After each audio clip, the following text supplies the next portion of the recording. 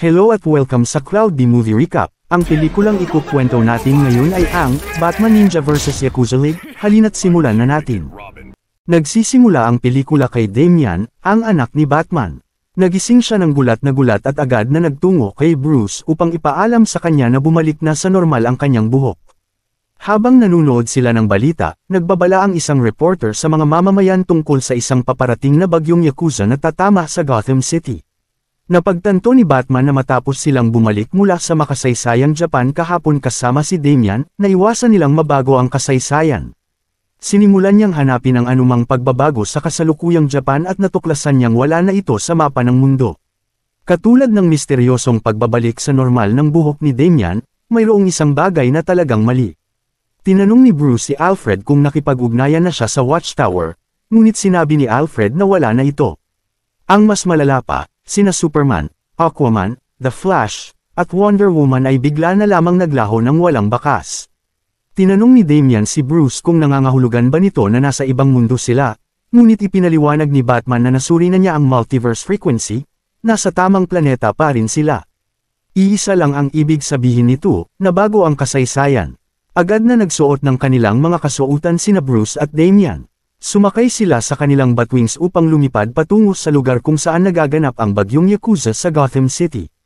Sa gitna ng lungsod, daan-daang miyembro ng Yakuza na may jetpack ang bumagsak mula sa kalangitan.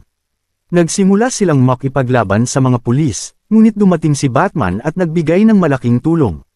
Ginamit niya ang kanyang mga gadget upang i-neutralize ang maraming Yakuza. Di nagtagal, dumating din ang iba pang miyembro ng Bat family tulad ni Nightwing at mabilis nilang napabagsak ang mga kalaban. Nagtanong si Nightwing kung ano ang nangyayari. Ipinaliwanag nila na tila nagkagulo ang lahat, na wala ang Japan at wala na rin ang Justice League. Kung wala na ang Japan, paano may mga Yakuza na bumabagsak mula sa langit? Bigla silang napatingala nang makita nila ang isang nakakasilaw na liwanag. Sa kanilang matinding pagkagulat, lumulutang ang Japan sa ibabaw mismo ng Gotham City. Nagpasya si Batman na lumipad pataas upang siyasatin ito at inatasan ang iba na harapin ang Yakuza. Sumunod si Damian sakay ng kanyang Nightwing. Habang papalapit sila sa lumulutang na Japan, nakatanggap sila ng tawag mula kay Alfred, na nagsabi sa kanila na may kakaibang enerhiyang nagmumula sa anomalya sa langit. Matapos suriin ni Batman ang datos, natuklasan niyang ito ay ang Quake Engine, ang makinang nagpadala sa kanila sa nakaraan. Ang Japan ay natanggal sa space-time continuum. Bagaman mukhang lumulutang ito sa langit, sa katunayan, ito ay lumulutang sa isang puwang sa panahon. Napagtanto ni Batman na hindi sila kabilang sa timeline na ito. Tulad ng Japan, sila rin ay nailipat sa ibang panahon. Ang kanyang plano ngayon ay hanapin ang Quake Engine upang maibalik ang normal na space-time. Pagdating nila sa lumulutang na Japan, napansin ni Damian na hindi ito katulad ng lumang Japan na naalala niya. Bigla silang inatake ni Green Lantern, ngunit iba siya sa pagkakakilala nila. Sinabi niya sa kanila na pumasok sila sa teritoryo ng Haan family at papatayin niya sila kung hindi sila aalis. Ipinakilala niya ang sarili bilang Zeseka, ang Emerald Ray. Nakatakas sina Batman at Damian mula kay Zeseka, ngunit pinigilan sila ni Aquaman, na sa mundong ito ay kilala bilang Oza, ang Aqua Dragon. Siya ang pangalawang pinuno ng Hagan family. Samantala, sa Gotham, matapos mapabagsak ni na Red Robin at Nightwing ang mga Yakuza, biglang lumitaw ang isang kakilala nila, si The Flash. Ngunit ipinakilala niya ang sarili bilang Barry, the Fleet of Foot, mula sa Hagan family.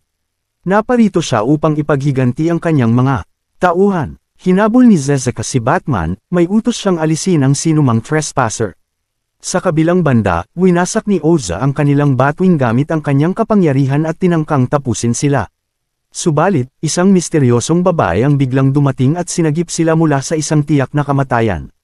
Ipinakilala niya ang sarili bilang ang pinuno ng kanyang angkan na ginagawang mga mandirigma ang dating mga kriminal, siya si Diana, ang Eagle Goddess.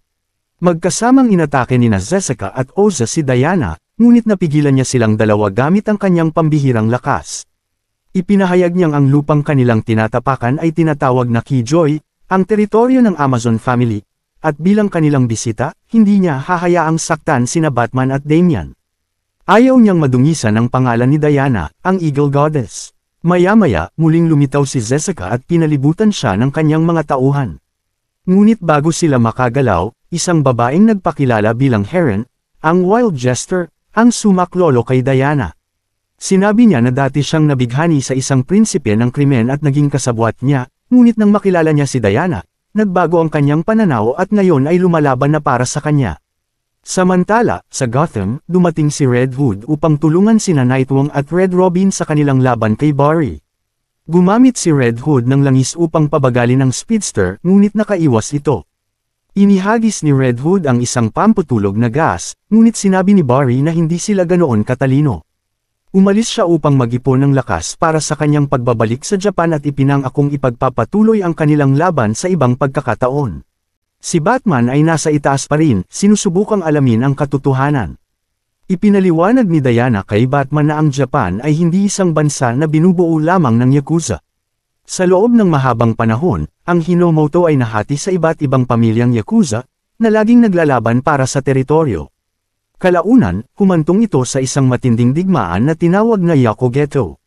Upang mabuhay, napilitan ang lahat na sumali sa isang sindikato.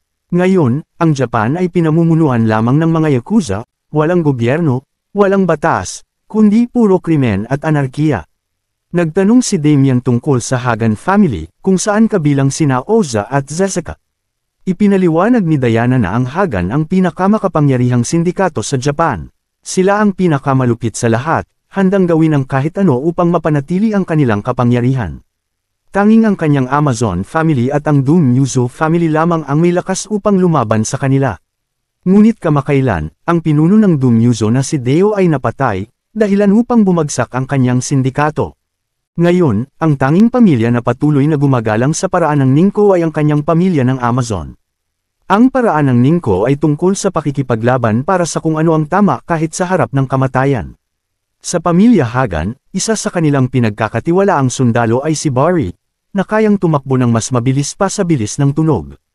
Mayroon ding isang lalaking mas mabilis kaysa sa isang lumilipad na bala at napakalakas na kaya niyang lumundag sa matataas na gusali sa isang iglap. Siya ang pinuno ng pamilya Hagan at kilala bilang Kurako, ang Man of Steel.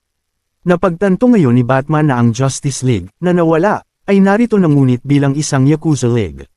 Nais ng pamilya Hagan na maghari hindi lamang sa Hinamoto kundi sa mas malawak pang teritoryo. Inatake nila ang Gotham upang palawakin ang kanilang sakop. Ang bersyon ng Japan na ito ay may sariling realidad na hiwalay sa natitirang bahagi ng space-time continuum. Malamang, nagkaroon ng revolusyonaryong pagbabago sa Justice League dahil sa ekolohiya ng mundong ito. Naniniwala si Batman na hindi ito isang simpleng pangyayari, may isang tao na may kamay sa lahat ng ito. Dinala siya ni Diana sa likod ng kanyang bahay at ipinakita na tinulungan na ng kanyang mga tao na makuha ang eroplano. Nakita niya si Harley Quinn at natuklasan na ito ang mula sa kanilang mundo. Tinanong nila kung paano ito nakatakas dahil isinuko na nila ito sa mga pulis kagabi.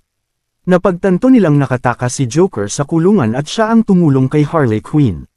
Tinakot ni Batman si Harley upang ipagtapat kung nasaan si Joker, ngunit pinigilan siya ni Diana, na nagpapaalala na sila ay mga bisita sa kanyang tahanan at dapat umiwas sa away.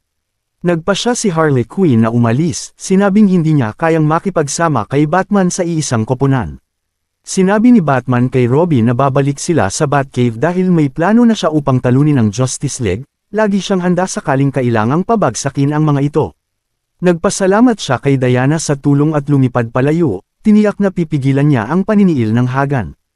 Habang lumilipad sila patungong Gotham, inatake sila ni Kurako, ang tagapagtanggol ng pamilya Hagan.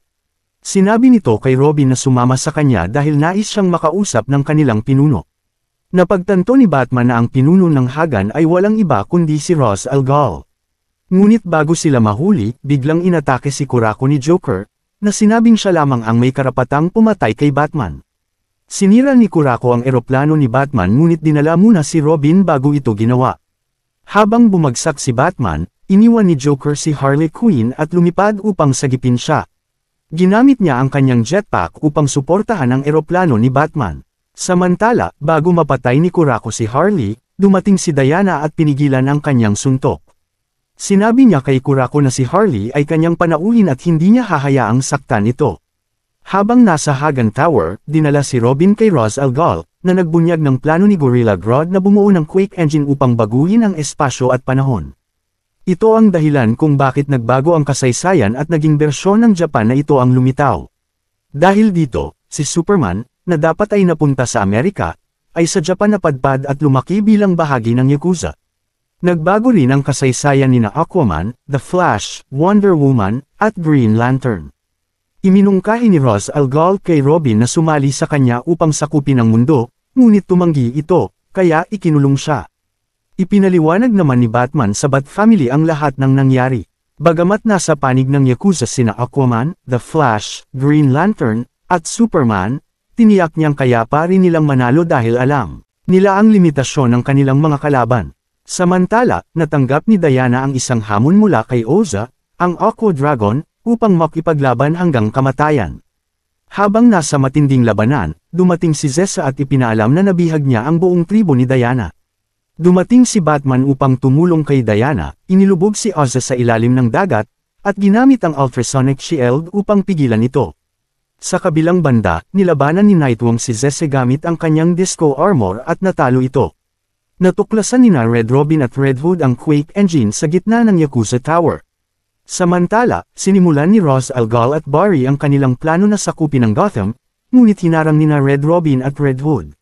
Sa sobrang galit ni Barry, sinugod niya ang dalawa sa panibagong laban.